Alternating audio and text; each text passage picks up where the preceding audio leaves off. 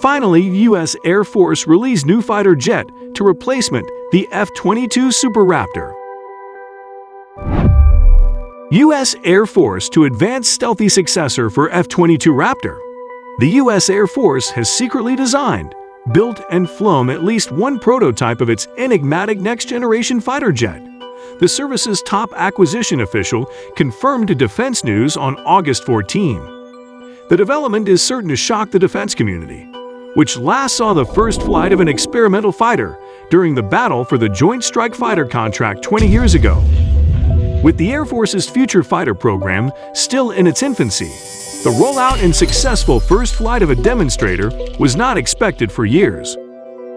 The Air Force is preparing to unveil a new 30-year fighter force design that includes at least 2 all-new fighters, a much greater use of autonomous and unmanned aircraft, a new way of providing close air support, and a narrowing timeline for retiring aircraft such as the A-10, S-16, and F-22, said Lieutenant General Clinton S. Hanout, Deputy Chief of Staff for Strategy, Integration, and Requirements.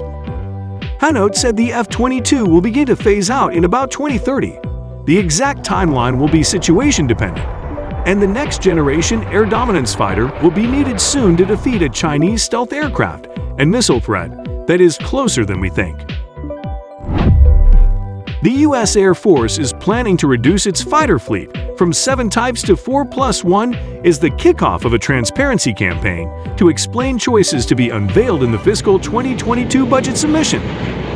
Brown said the future fighter fleet will include the F-35, F-15EX, late model S-16s, and the next generation air dominance, or NGAD family of systems, the +1 being the A-10. Brown did not mention the F-22, and this was something you all rightly picked up on very quickly. Hanout said, "The Air Force plans a transition from the F-22 to the NGAD, and we felt like now is a good time for us to be able to talk about how we're going to bridge between the two systems."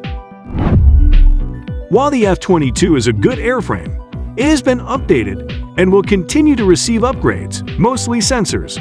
If he says it's time to start thinking about retiring the F-22, then he understands something about what's coming with NGAD. The service expects to have a tight transition plan between the F-22 and NGAD, he added. He also noted that NGAD is a family of systems and will be optionally manned, meaning several versions of the jet may be built and employed with or without crews. Fielding the NGAD is urgent, Hanout added, while he would not say when the threat will overmatch U.S. Air Force's current capabilities. The time is absolutely coming where the combination of something like a Chinese J-20 with an advanced missile is a threat to air superiority for the United States. It's something we've got to address. Thanks for watching.